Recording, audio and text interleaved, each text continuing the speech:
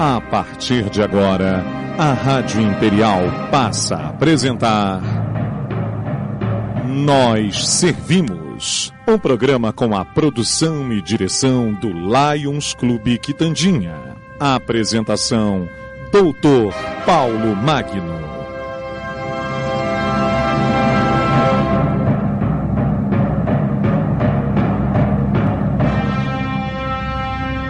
Bom dia, ouvintes da nossa Rádio Imperial. Aqui estamos mais uma vez no nosso programa Nós Servimos, sob a chancela do Lions Clube Petrópolis Quitandinha. Vamos ao nosso editorial. A ideia de voar é muito antiga. Vem dos tempos imemoriais. Se nós pesquisarmos a mitologia de vários países, verá que sempre aparece um deus com asas. No final do século XIX, os avanços da ciência foram desmistificando o problema do voo, até o ponto em que no dia 23 de outubro de 1906, nosso Alberto Santos Dumont fez o primeiro voo a motor diante de uma plateia e ainda por cima filmado para a posteridade. A história da aviação é muito rica. Centenas e centenas de livros já foram publicados abordando tanto de forma geral, a história como um todo, como assuntos específicos. Hoje vamos conhecer um pouco da história de Alberto Santos Dumont, o pai da aviação, o Marechal do Ar, título a ele concedido por Juscelino Kubitschek. Para isso, nós hoje convidamos Marisa Guadalupe Plum, turismóloga, diretora do Museu da Casa Santos Dumont, a Encantada, por cerca de 20 anos, pós-graduada pela Fundação Getúlio Vargas em Inovação do Turismo, pela Universidade Estácio de Gestão de Turismo e Hotelaria, na Universidade Estácio de Sá, em Coordenação Pedagógica, funcionária pública municipal, professora e coordenadora do curso de turismo da Universidade Estácio de Sá e do SEBRAE. Hoje ela é membro do Conselho Municipal de Turismo, guia de turismo cultural e associada do Instituto Histórico de Petrópolis.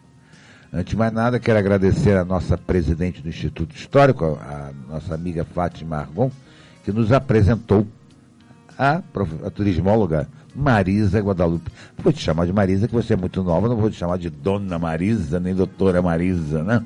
Marisa, né? Bom dia, Marisa. Bom dia, Paulo, e a todos os ouvintes aí da Rádio Imperial de Petrópolis. É um grande prazer estar aqui. Obrigada pela oportunidade de falar sobre Santos Dumont, que foi e é a minha grande paixão até hoje. E sobretudo, a confiança da nossa presidente, né, a Fátima Argon, que me indicou, e, sobretudo, por estar aqui representando esse instituto, que neste ano completa 80 anos da sua criação. Muito legal isso.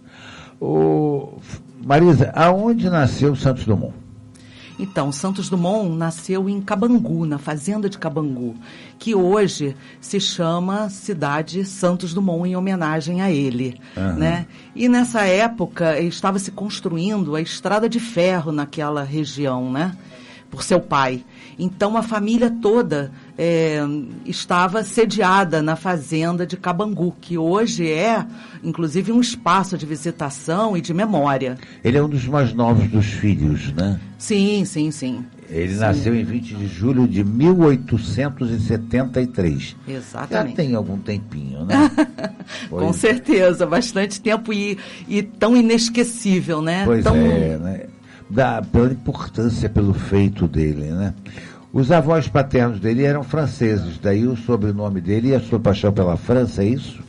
Sim, é o Dr. Henrique Dumont, né? Ele é nascido na França, descendente de franceses, e toda a formação dele, na época era muito comum isso, né? As pessoas irem para a França para estudarem, se formarem, né? Então, o Dr. Henrique tinha essa ligação muito forte, né, em função da sua paternidade, né, francesa. Legal, muito legal isso. Daí, talvez a paixão pela França que Alberto Santos Dumont nutria se deva à sua ancestralidade, vamos dizer assim, né?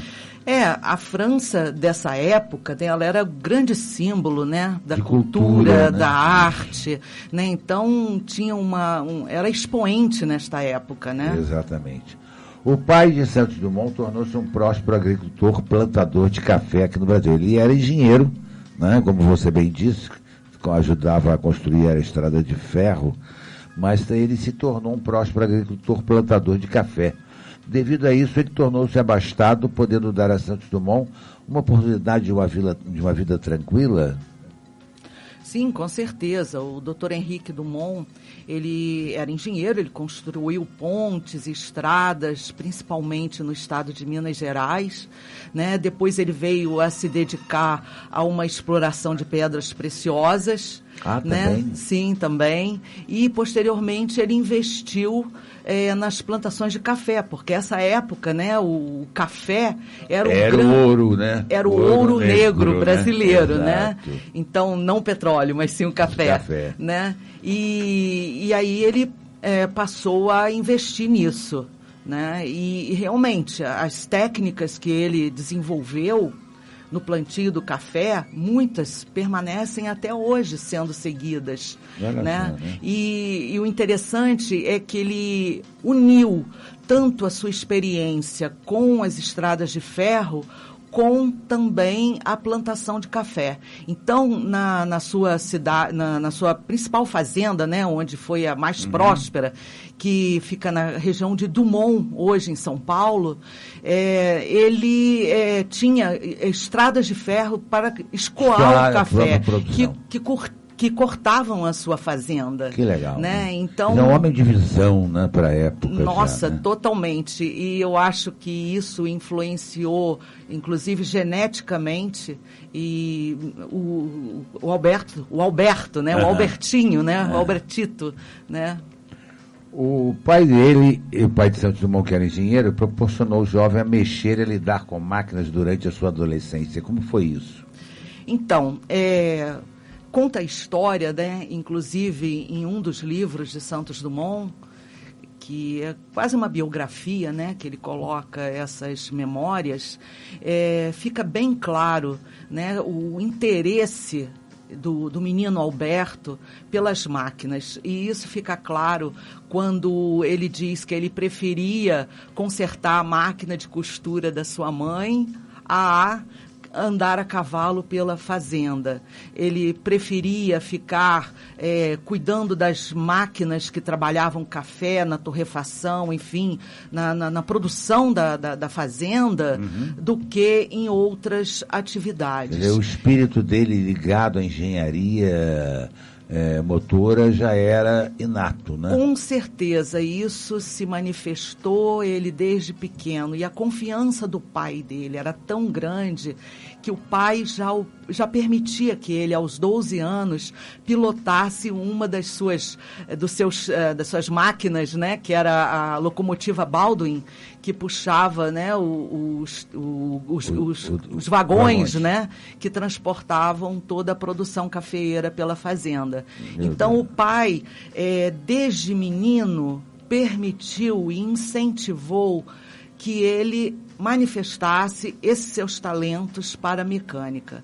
Então, isso é um fator assim, fundamental para tudo o que aconteceu posteriormente. Todo o desempenho de inventos de Santos Dumont, ele foi alicerçado nessa postura paterna de incentivo e, sobretudo, de permitir que ele realmente colocasse os seus talentos em atividade. Perfeito. Marisa, o Santos Dumont era um rapaz dedicado à leitura também. Ele gostava muito de ler, né? No entanto, ele dedicou parte dessa leitura às obras de um famoso escritor, Júlio Verne, né? Como 5 Semanas em um Balão, Da Terra à Lua, 20.000 Léguas Submarinas. Teria esse tipo de leitura influenciado a ele? Ah, com certeza, né? Porque a leitura dá asas à imaginação, né? E quando ele lia Júlio Verne, ele sonhava junto com Júlio Verne. Voava junto já. Já estava voando, com né? certeza, Literalmente, né? sim. Os sonhos levavam à concepção de que o homem um dia ia voar. Nesse mesmo livro, né, existe um relato que Santos Dumont, o menino Alberto, vou dizer assim, porque era um menino nessa época, estava com outros meninos da fazenda, né? E ficavam brincando uma brincadeira infantil. Talvez muitos não conheçam, mas que falava cachorro voa, não, e pato voa, galinha voa, e quando os amigos queriam pegar o menino Alberto e falavam, homem voa, ele era o único que dizia voa, e isso está relatado num dos seus 2 livros. Ele já sonhava desde a sua juventude, da sua adolescência, da sua infância, ele já sonhava que o homem um dia poderia voar. Sim, isso é fato. Talvez influenciado pelo Júlio Verne, né? Como o aluno nunca foi prodígio, mas ele estudou em bons colégios, né? Inclusive, ele dos filhos, né? O outro irmão dele também se formou engenheiro e ele nunca concluiu um curso superior. Né?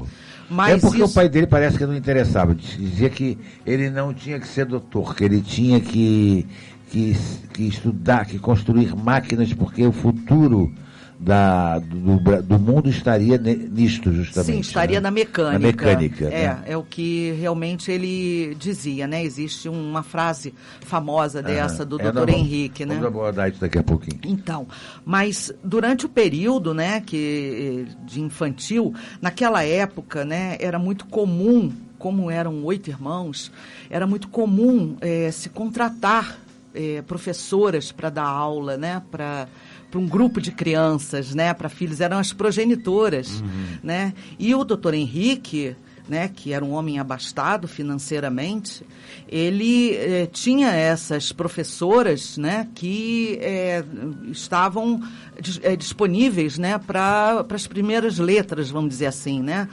E o Santos Dumont, inclusive, foi alfabetizado por uma das suas irmãs mais velhas, né. Então, existia essas possibilidades. E ele estudou quando era próximo a Campinas, né, no culto à ciência, né? Então tem vários colégios por onde ele passou.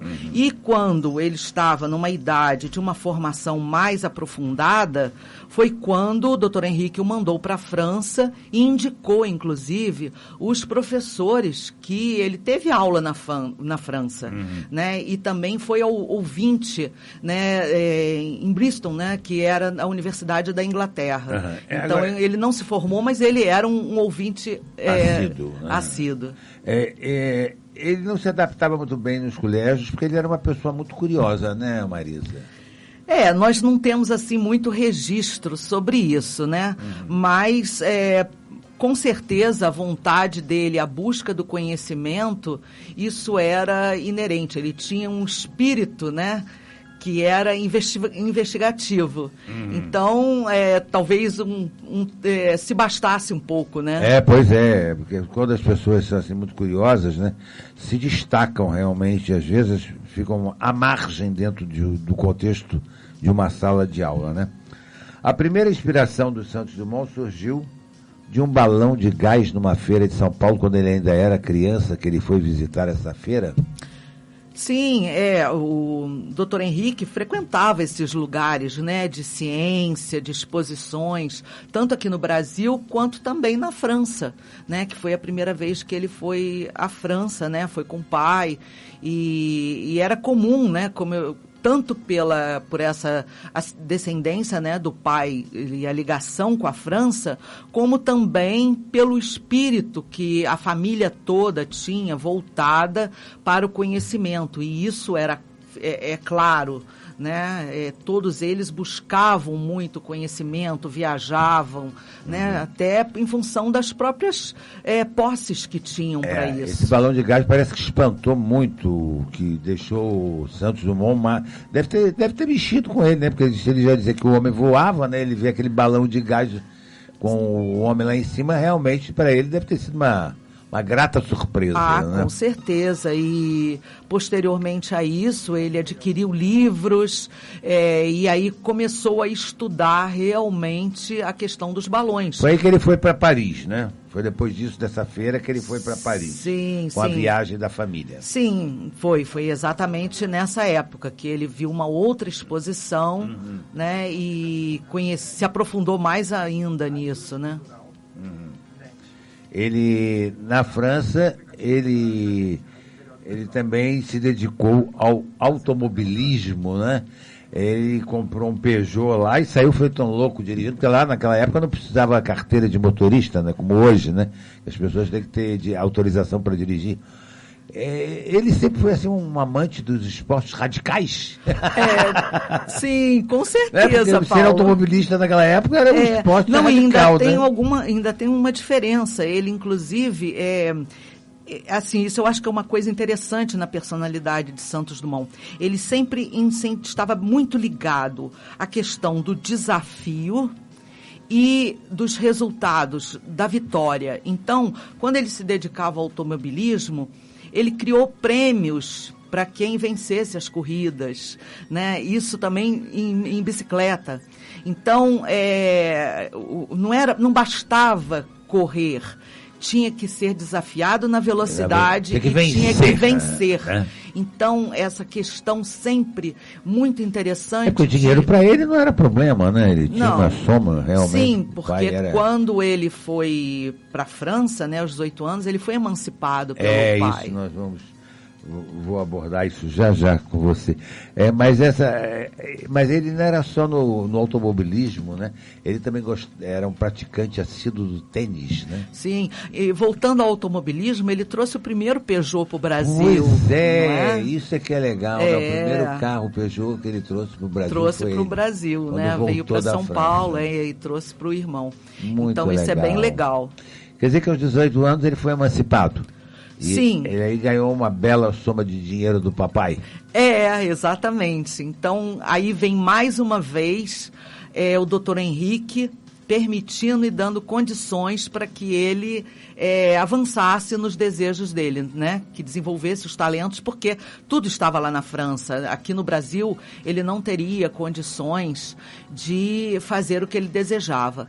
Então, o doutor Henrique deu a parte da herança dele. Porque parece que o pai vendeu nessa época também a fazenda, né? E ganhou, porque o pai ficou com um problema de locomoção. Não, nessa época ainda não. Foi mais tarde. Foi mais tarde. Tudo bem. Nessa época ele deu realmente a parte dele na fortuna e disse que ele era para Paris. Foi nessa época que o pai disse para ele que preferia que, ao invés de ele se tornar um doutor, porque acreditava que o futuro era mecânica, que ele se aprofundasse no estudo da mecânica. Exatamente. E deu todas as condições. Que visão de pai, né? Que visão de pai. Porque hoje a gente vê tanto pai fazendo questão do filho ser doutor, né? Pois é. E, no entanto, olha só o que o pai pôde proporcionar ao filho, né?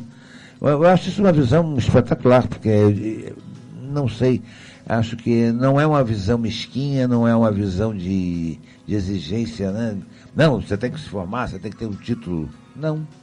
Vai estudar mecânica, porque o futuro do mundo está na mecânica. E realmente.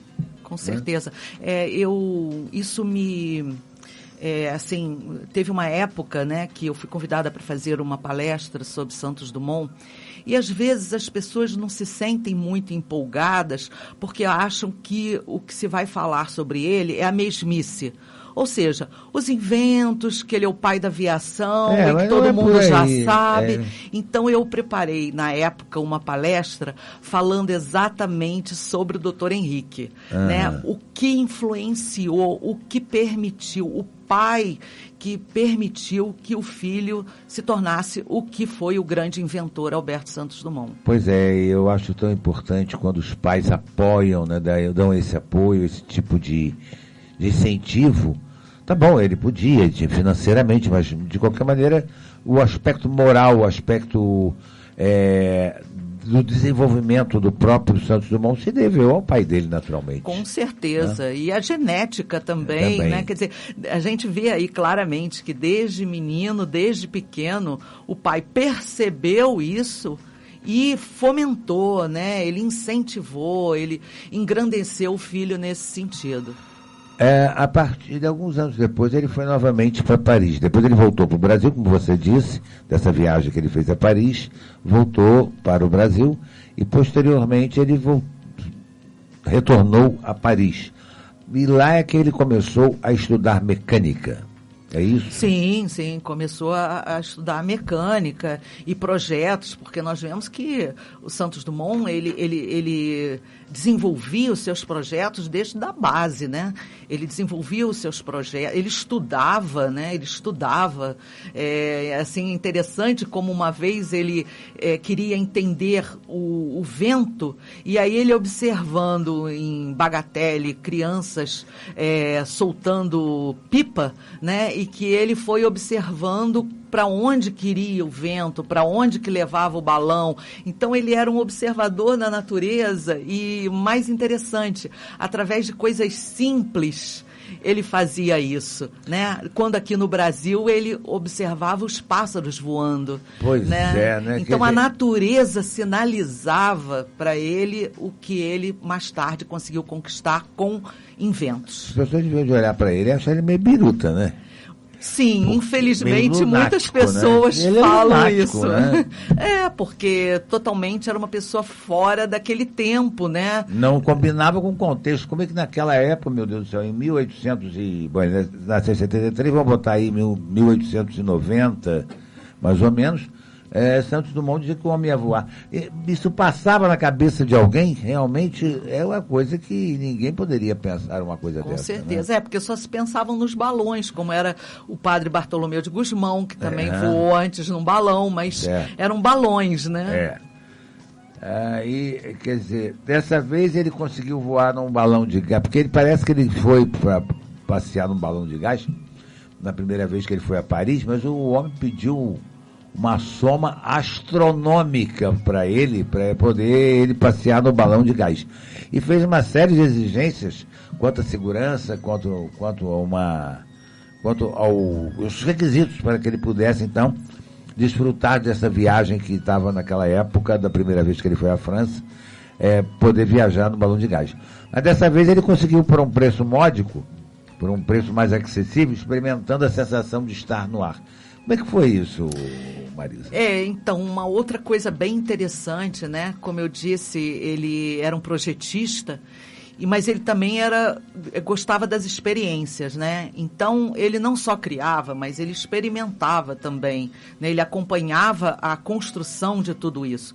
E foi exatamente como você disse, Paulo. Na verdade, ele queria primeiro ter a sensação de voar pelos céus de Paris. E, a partir daí, é que ele, em 1898, ele partiu para a construção do seu primeiro balão. Pois é, veja só. Eu acho que ele sentiu que o destino premia ele para uma necessidade imperiosa de criar alguma coisa, né? Ele foi viajar, ele andou nesse balão, parece que andou 100 quilômetros, e depois o balão desceu e tiveram que voltar de trem. Quer dizer, veja só, né? Ele era um aventureiro, ele não media consequência, não. Vou embora, vamos lá, certeza. Que eu quero mais voar, não quero saber. Com certeza, mas ele era previdente, tanto que nos balões seguintes... nós vamos falar sobre os balões agora no segundo bloco. Ele tinha uma possibilidade com relação a isso. Nós vamos fazer um intervalozinho comercial e a gente volta já para o nosso segundo bloco. Estamos apresentando Nós Servimos, um programa do Lions Clube Quitandinha e a apresentação de Dr. Paulo Magno.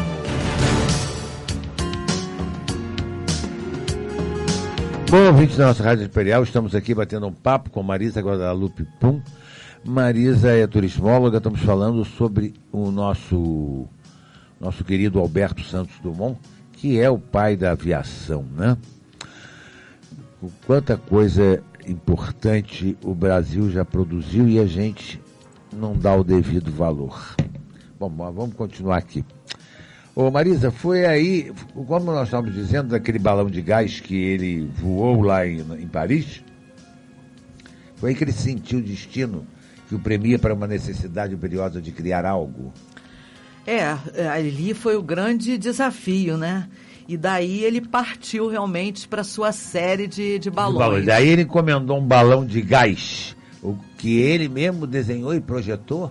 Sim. Ele tinha essa capacidade toda, né? Ah, sim, ele é um projetista, né? Um projetista. Com isso é que nasceu o primeiro SD-1. Ele foi o primeiro e o único que ele deu um nome, né? Que era o Balão Brasil. Balão Brasil, o né? balão esférico, né? Você veja só, ele em Paris colocando o nome do nosso país num balão que por ele criado. O amor que ele nutria pelo nosso Brasil, né? Ele teve a oportunidade, inclusive, várias vezes de ser naturalizado, de receber a cidadania francesa, e ele negava pelo amor que ele tinha ao Brasil, né? Com certeza. Esse balão ele foi muito simbólico, né? Porque o construtor não acreditava, né, que daria certo. Que aquilo ia subir mesmo. Não acreditava, porque ele era tão pequeno que cabia dentro de uma mala, né? Quando ele não estava com gás, né? Ele cabia dentro de uma mala. E o construtor não queria fazer de jeito nenhum. E ele insistia, não, vai dar certo, vai dar certo. Deu certo e subiu, né? Inclusive, a gente, vendo a fotografia mesmo em preto e branco, dá para ver uma bandeirinha pendurada. Essa bandeirinha era uma bandeirinha verde e amarela. Veja só, a bandeira do nosso país. Pois é, ele encomendou esse balão de gás, foi aí que nasceu o primeiro SD-1. SD, que é justamente Santos Dumont, né? Foi aí que ele passou a ser conhecido em Paris, nos meios sociais. Ele teve ascensão entre os franceses? Sim, ele tinha um relacionamento muito grande, né? Ele recebia visita. O maluco brasileiro que voou. Inclusive da Princesa Isabel, que eu visitava, né? Uhum. Então... Ele recebeu, parece, uma medalha da Princesa Isabel, sim, né? Sim, isso uma medalha um pouco mais para frente. Uma medalha de proteção, né? De São Bento, né? São Bento. Para ele... Pois é, que legal. O balão, né, teve, como você disse, né, SD-1, e aí vários outros balões que foram construídos. Pois é, porque o objetivo dele não era fazer esse balão, era fazer um dirigível com hélices, né? Era isso que ele queria? Ele teve toda uma trajetória, né? Foi, aos poucos, ele foi conquistando determinadas questões. Por exemplo, a dirigibilidade. Os balões, até então, eles iam ao vento. E Santos Dumont, naquele famosa foto que a gente vê nos livros, né? Que é o circundando a Torre Eiffel. Então foi com o balão número 6, foi quando ele recebeu o prêmio Deutsch. O 2 foi um fracasso, né? Ele arrebentou numa árvore. Não eram só de vitórias, né? Aí ele partiu pro 3, pro 4, pro 5, pro 6, né? Até chegar no 6, que foi o prêmio Deutsch de la Mer. Que ele contornou a Torre Eiffel. Porque existiam os prêmios também. Ele também ganhava prêmios. E com o Deutsch de la Mer, né, ele conquistou a dirigibilidade. E, sobretudo, um outro sentimento que eu acho que é válido colocar aqui, que era coisas... Porque, assim, Santos Dumont era totalmente avançado no seu tempo, né? Então, determinados... posturas que hoje nós temos até do século XX para o século XXI, que eu vou citar aqui, por exemplo, participação de lucros. Hoje nós vemos isso nas empresas. Pois é, ele já fazia isso naquela época. Santos Dumont fazia isso com seus colaboradores, né? E todos os prêmios que ele recebia, isso, né? A sua responsabilidade social. Hoje se fala em responsabilidade social nas empresas. E Santos Dumont, quando recebeu, por exemplo, esse prêmio, ele doou para o chefe de polícia para que tivessem resgatados o penhor das ferramentas e as pessoas pudessem voltar a trabalhar com as suas ferramentas. Então, tanto essas duas questões ficavam bem claras na postura dele como ser humano. Pois é. O S5, que foi o SD5 antes do SD6, explodiu, né? E ele quase perdeu a vida, né? Mas saiu ileso, ele era meio sortudo também, né? Ele ficou pendurado em prédio de Paris, resgatado pelo corpo de bombeiros. O pessoal devia dizer, esse cara dá um trabalho pra gente. Ele sofreu muitos acidentes. Não foi tudo vida de glória. Sempre partiu, mas nunca aconteceu nada de muito grave com ele, né? Não, a princípio que se saiba não. Talvez um desgaste físico, né? Porque ele era um homem frágil, né? Ele era um homem fisicamente frágil, né? Mas também para subir aos ares em cestinhas de bambu não poderia ser muito forte. Um Schwarzenegger afundava, não tinha jeito. Mas o Santos Dumont realmente ele conseguiu um feito que era uma coisa. Eu imagino naquela época para os franceses verem ele conseguir contornar a Torre Eiffel com um simples dirigível, porque até então era um balão de gás ainda, né? Aí deu tempo. Ele gostava muito também de jogar tênis, né, Marisa? Ah, sim. Tênis porque era o esporte preferido. Ele tinha que manter a forma física, né? Então, não só o tênis, que aqui em Petrópolis, quando ele veio, ele praticava onde hoje é o Petropolitano, né? Então, quando nós passamos e vemos ali os nossos moradores e petropolitanos praticando tênis ali nas quadras do Petropolitano Futebol Clube, podemos pensar que ali também jogou Santos Dumont. E também esquiar pelos Alpes suíços, que também... Ele gostava de aventura mesmo, Sim, né? Inclusive um dos seus inventos foi um motor que ele construiu, que foi testado numa campeã de esqui, que era que ajudava a ascender as altitudes dos Alpes. Então também isso ele não teve, ele teve várias outras invenções que às vezes as pessoas não conhecem. Não conhecem, né? Mas ele também era um amante do teatro, né? Sim, da cultura como um todo, né? Gostava muito. Vários... depois do SD-6, ele construiu ainda vários outros dirigíveis. E até que ele chegou a um que era o mais leve e manobrável dos aeroplanos, que era o Demoiselle. Nesse meio tempo aí, né, nós temos você falou, né, da brasilidade, né, de Santos Dumont, né, o amor dele pela pátria, e eu acho que no momento que hoje nós brasileiros estamos questionando tanto a nossa credibilidade ao nosso país, eu acho que vale a pena, né, colocar isso. Que quando, com um dos seus balões, ele sobrevoou as tropas francesas e, posteriormente, ele foi chamado pelos generais e saber se os balões estariam disponíveis num caso de guerra. E ele foi taxativo em dizer: todo o meu respeito à França, porque aqui eu pude desenvolver os meus inventos, né? E fui acolhido. Mas que, num caso de guerra... estariam sim à disposição da França, mas se o Brasil não estiver envolvido, porque nesse sentido os balões os inventos dele estariam disponíveis ao Brasil, que era a pátria dele. Poxa, você viu, que realmente, né, um amor incondicional ao nosso país, né? E nós vemos que na Encantada, né, Paulo, tá lá a bandeira brasileira hasteada, que de sempre, né, que ele construiu a casa, tem lá o mastro com a bandeira brasileira hasteada. E a gente não tem o mínimo respeito hoje ainda pela nossa pátria, meu Deus do céu, mas tudo bem. Ele ganhou muito dinheiro, né, Marisa, com esses inventos todos, ele ganhou vários prêmios, muito dinheiro, e ele sempre repartiu com os seus mecânicos. É aquilo que você havia falado anteriormente sobre a divisão de lucros, né? Sim, a participação de lucros. Participação dos lucros.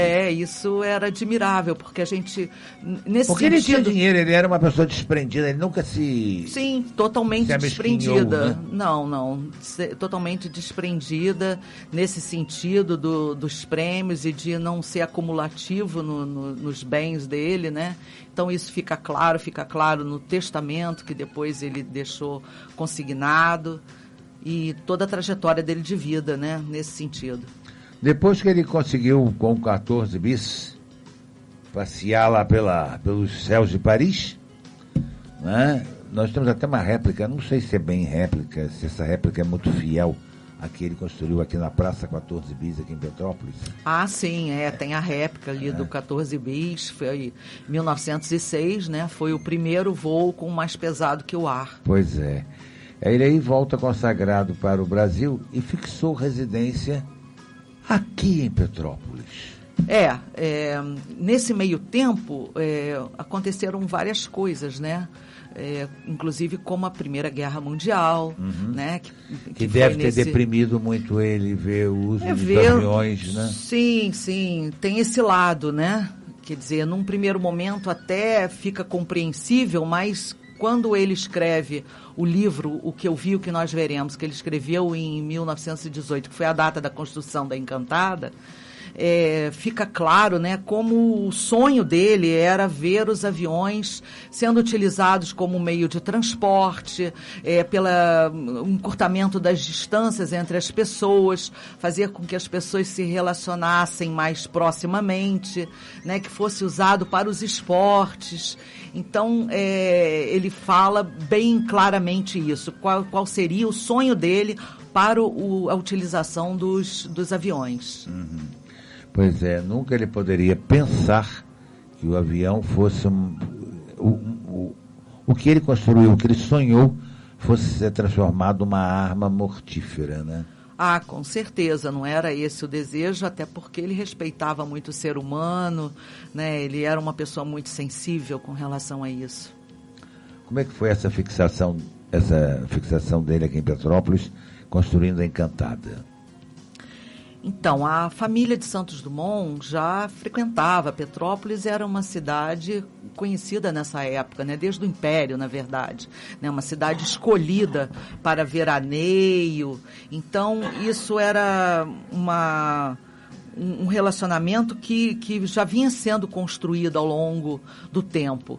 E acredita-se também que a própria proximidade dele com a princesa Isabel, né, quando ele sofreu um dos acidentes e a princesa Isabel foi visitá-lo e mandou uma medalha de São Bento para ele, com um bilhete, né, que a medalha o protegesse dos acidentes, que ele visse nessa medalha essa possibilidade. Com certeza, lá nos chás que ele tomava com a princesa Isabel em Paris, eles falavam sobre Petrópolis, porque a paixão da família imperial por Petrópolis sempre grande. Foi muito presente, né? Então, isso tudo começou, com certeza, a desenvolver em Santos Dumont esse interesse pela cidade. E aí ele vinha e se hospedava aqui no Hotel Majestic, no Palace, né? O Majestic era ali onde é a universidade, né? O Palace, né? Então, eram vários hotéis, né, que na época tinham aqui, que permitiam essa hospedagem de qualidade, né? E Santos Dumont, em 1918, né, ele passou um verão aqui, hospedado num hotel, e aí foi quando ele se interessou em comprar o terreno, né? Que parece que foi um desafio proposto, né? Que eles disseram que ele não ia construir nada lá e disse, vou sim. Na verdade, houve uma época que eu fiz até uma pesquisa, inclusive consultando historiadores do Museu Aeroespacial. Essa informação? Que foi um desafio? Não existe registro, isso deve ser falácia mesmo, né? E eu acho que ele não se motivaria por isso. Eu acho que realmente para quem construiu um avião fazer aquilo ali realmente não justifica. Eu acho que vale nós considerarmos que não deixa de ter sido um desafio. Assim, não resta a menor dúvida, porque mas um terreno pequeno, né? Por esse motivo, né? Então ele se interessa pelo terreno, ele faz contatos com a família Rittmeyer e posteriormente ele adquire um outro prazo por trás, né?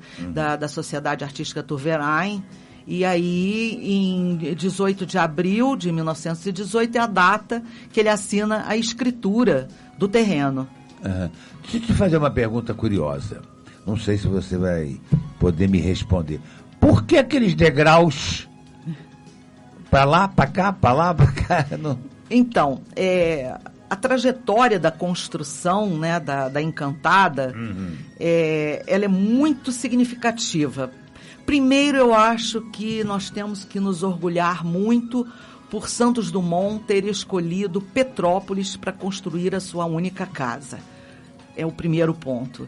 E depois veio todo o processo, na verdade, de construção dela.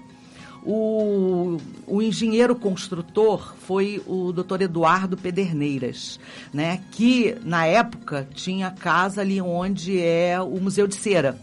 Então, que era extremamente conhecido, né, no Rio de Janeiro, enfim, pelas suas obras, e amigo de Santos Dumont. A parte arquitetônica da casa, já nós tivemos o Armando Teles, que construiu aquele Palacete Gimli, que fica em Laranjeiras. E depois a construção que foi de um construtor petropolitano, né, uma pessoa mais simples, que era o Francisco Moreira Gomes. Então, esse processo todo, ele foi muito desenvolvido por pessoas capazes e, sobretudo, que queriam fazer com que Santos Dumont fizesse a casa que ele buscava: paz, tranquilidade, harmonia, porque era um momento que ele estava vivendo um tanto quanto difícil, né? Certo. Posterior à Primeira Guerra Mundial. E o Santos Dumont acompanhava passo a passo todos os detalhes da construção da casa. Ele deixava bilhetes, ele orientava, ele sugeria soluções. Então, isso tudo para chegar a responder a sua pergunta com relação aos degraus.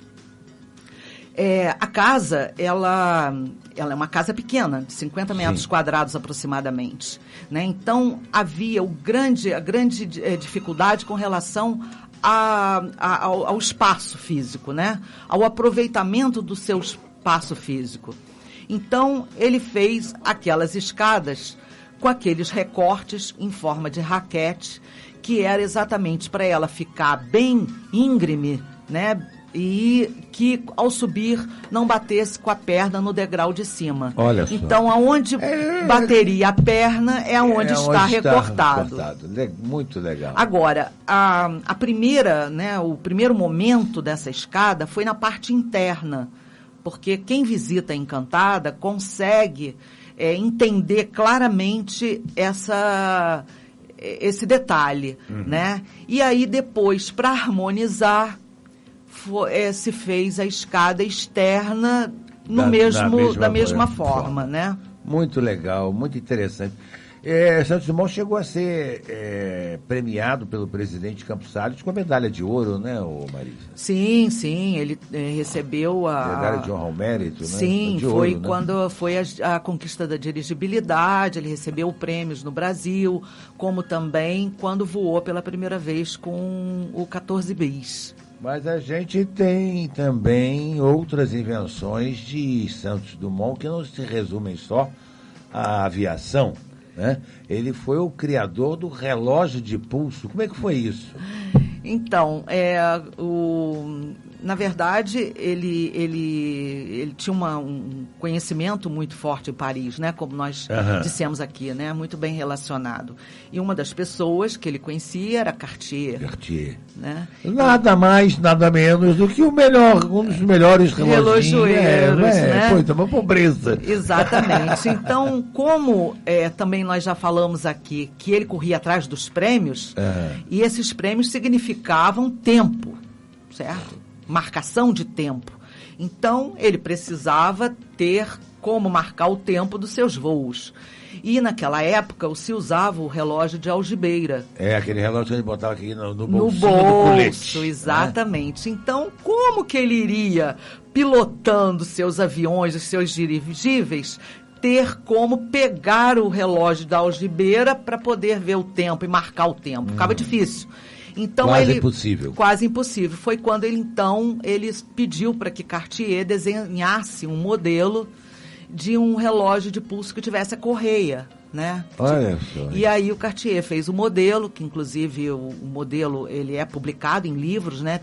Nós temos acesso a esse croquis do Cartier, né? E que criou o relógio masculino Dumont, que até hoje a Cartier fabrica. Olha só, né? Daí a marca Dumont de vários relógios fabricados pela Cartier. Exatamente. Olha, a gente vai descobrindo as coisas, tá vendo? Você sabia disso, Lucas? Nem eu. E essas Já vi a marca de Dumont em alguns relógios, né? Sim. São relógios até de preço bem salgadinho, mas são relógios, daí é que veio a marca de qualidade. Né? Que interessante isso. Então isso é bem interessante. E outros inventos também. Pois né? também parece que ele criou a porta sobre rolamentos, né? Portões de rolamentos, que deve ser ele, porque foi ele que inventou isso para abrir o hangar em que ele construiu os balões dele, né? Exatamente. Porque o Santos Dumont, ele tinha uma preocupação muito, que aí eu vou dizer, com a ecologia, né? Com o aproveitamento. E ele achava Naquela época ele já tinha essa visão, né? Ele achava que era um desperdício todo o gás, né? Todo o hidrogênio que se gastava enchendo e esvaziando os dirigíveis. Só que para manter um dirigível cheio, precisaria de uma mega porta no hangar, porque ele não criou só a porta pantográfica, ele criou o hangar também. Hoje nós vemos os aviões, os helicópteros guardados todos nos hangares, e ele que criou o hangar. Então, para fazer um hangar enorme que abrisse, né, que pudesse ser aberto e não houvesse desperdício, ele aí criou a porta pantográfica, né, sobre trilhos, que também, quando ele solicitou a construção, o construtor disse: não, mas isso não vai dar certo, Monsieur Dumont, não vai dar certo. E ele: então vamos tentar, porque quando nós tentamos, nós podemos obter ou sucesso ou fracasso. Mas se nós não tentarmos, nunca vamos saber se será o sucesso. E na vida tudo é assim, né, Marisa? Que exemplo que Santos Dumont dá pra gente, né? Porque na vida também somos assim, né? Se a gente não tentar as coisas, quantas coisas, isso não vai dar. Porque para derrubar tem muita gente, né? Para construir tem poucas. Mas para te derrubar tem uma porção de gente. Não vai isso não, que não vai dar certo. Não vai dar certo, aí tem que tentar. E assim, uma outra característica da conduta e personalidade de Santos Dumont é a preocupação dele como facilitador da vida do ser humano. Quando ele pensava em fazer o homem voar, embutido nessa proposta está isso: facilitar a vida com o encurtamento das distâncias. Quando ele cria, né, esse motor para subir nos Alpes, da mesma forma. E outras coisas que ele criou, como, por exemplo, o canhão de salvar náufragos. As pessoas estavam se afogando e o canhão lançava uma boia para dentro do mar para tentar salvar as pessoas. Esse canhão está no Museu Paulista, em São Paulo. Veja só, nós desconhecemos. A maioria dos brasileiros parece que ele só inventou o avião e não foi mais nada. Não foi isso, não foi assim. Infelizmente, Paulo, talvez seja a proposta, infelizmente, que nós temos de não cultuar que é nosso. Exatamente. Sim, o nosso e os nossos ícones, né? Os nossos ícones. Exatamente. Que precisam ser conhecidos de diversas formas, sob diversos ângulos. Exatamente, né? É como, além parece também que ele, não sei se foi o primeiro ou não, chuveiro quente, a água saía quente do chuveiro, que ele criou ali na Encantada, né? Como é que foi isso? Eu entendo a Encantada, Paulo, como uma invenção de Santos Dumont. Porque o pessoal tomava banho de água fria, né? Sim. Aí ele inventou uma maneira de aquecer a água com álcool. Exatamente. Não sei o quê, né? Tudo isso está muito ligado à praticidade que a Encantada transmite. Né? De um balde ele fez um chuveiro. Exatamente. Isso você vê nela como um todo. No caso, na época, né, nós estávamos em 1918, início do século XX, as construções, elas ainda eram muito, obedecendo a um critério diferente, né? De magnitude, de móveis amplos. E nos banheiros, eram as banheiras que ainda tinham espaço, né? E Santos Dumont teve o desafio de fazer uma casa que nós entendemos como um loft, né? Porque aquilo, dentro da conceituação arquitetônica, é um loft, que, na verdade, só veio a ser conhecida como tal nos anos de 1920. Mas, em 1918, já ele fez um loft. E aí, o banheiro, que não tem uma banheira, ele aí criou esse chuveiro de água quente, que se constitui num balde que tem uma divisória no meio. De um lado entra água fria e do outro lado água quente. Com as correntes ele temperava a água e aí tomava o seu banho morno. Sobre o outro aspecto, quero ressaltar aqui também a questão do mobiliário da Encantada, que são todos móveis fixos, né? Então, nós vemos a escrivaninha, a mesa recortada, onde ele fazia as suas refeições, que ele encomendava ao Hotel Palace, né? Que ele é precursor do delivery, porque ele... Sim, ele encomendava as suas refeições, o garçom trazia e ele comia em casa.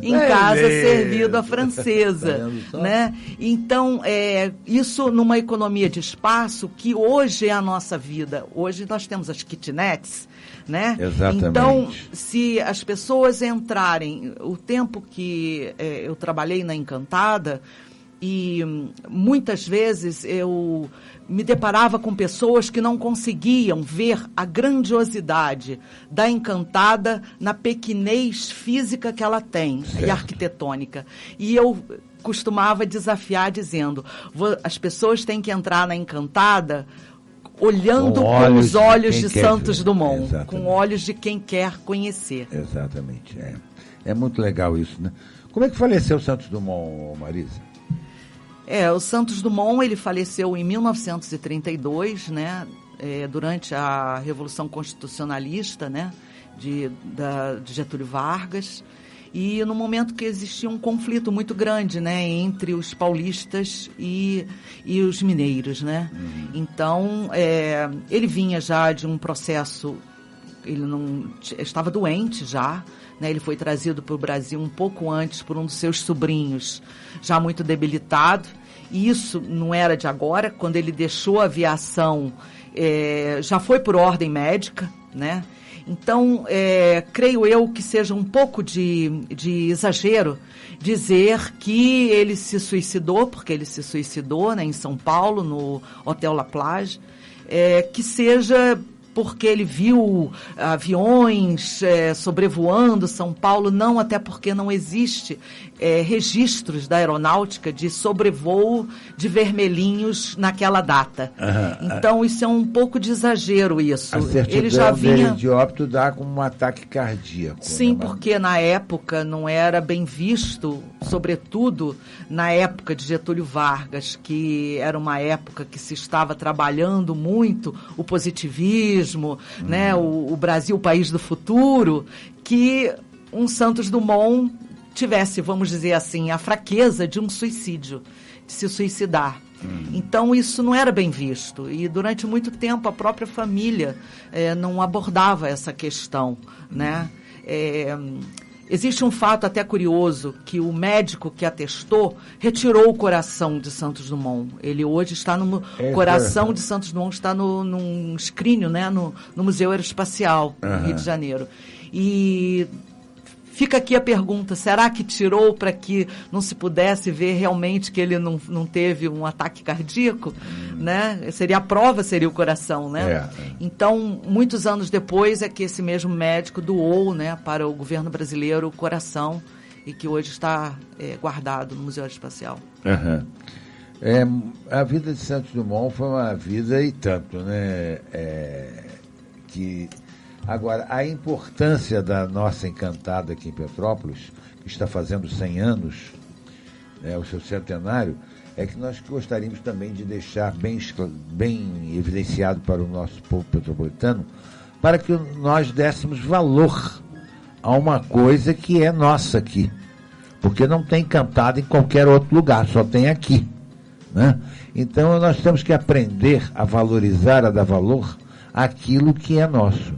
Qual é essa importância porque ela se constitui num monumento praticamente, né, Marisa? Qual a importância da Encantada na cidade de Petrópolis? Então, a Encantada, ela fazia parte do patrimônio da família, né, Dumont. E ela foi doada ao município para que fosse um espaço de memória, de educação pedagógica. E isso desde 1936, quando foi feito o inventário dos bens da família, né?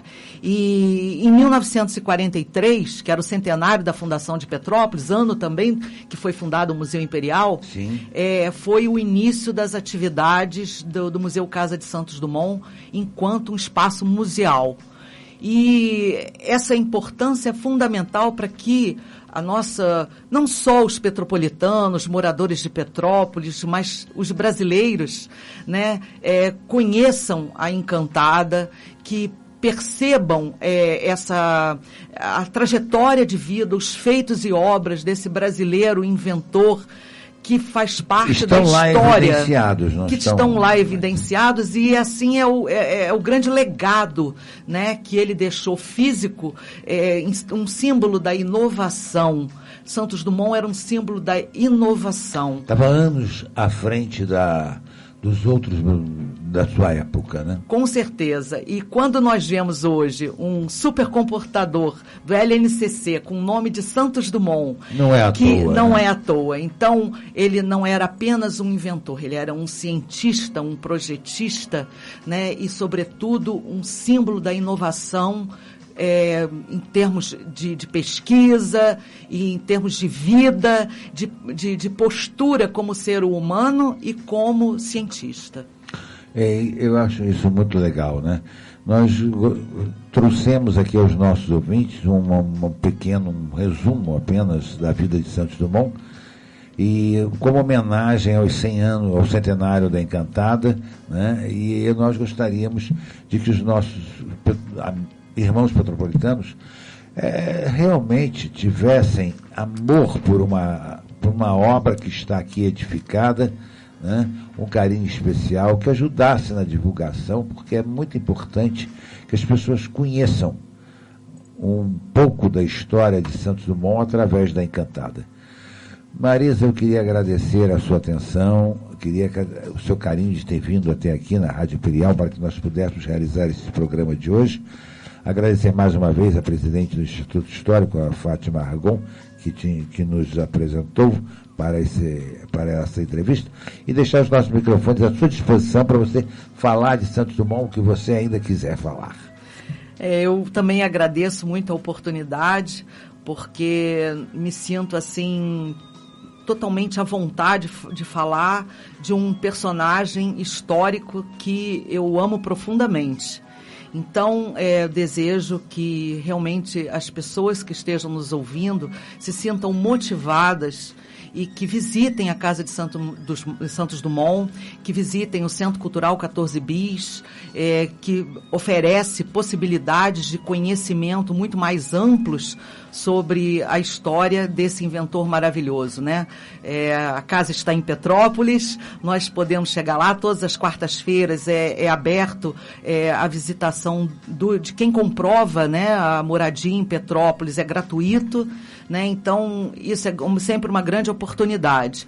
E parabéns à Encantada pelos seus 100 anos, né? E ela como um grande símbolo do nosso grande brasileiro, que só era pequeno na sua estatura física, mas que na sua inteligência, na sua inovação, no seu modo de viver e no seu amor pelo nosso país e pelos brasileiros, foi imenso, era enorme. Obrigado a você, Marisa Guadalupe, por esta aula sobre o Santos Dumont, sobre a nossa Encantada. Queremos agradecer aos nossos ouvintes, Norinda, Marilene, Nair, Ângela Caneco, Olívia do bairro Centenário, a Conceição, que está sempre aí com a gente, né? A Olívia Wendling, e a nossa Eunice Catunda também. Muito obrigado pela sua audiência sempre aos nossos programas aqui. Um grande abraço a todos, obrigado ao William na gravação, ao Lucas aí na técnica, e fiquem agora com o Plantão Imperial, com o nosso amigo Joênis de Souza. Joênis, melhoras aí, rápidas, né? Aquele melhora rapidinho aí do probleminha que ele teve, né? Mas já tá quase jóia, né? Já tá tirando o pino, né? Então já tá jóia. Um abraço aí, Joênis. Recuperação rápida. Um abraço a todos os nossos ouvintes e até semana que vem, quando estaremos com mais um programa Nós Servimos sobre a chancela do Lions Clube Petrópolis Quitandinha. Fui.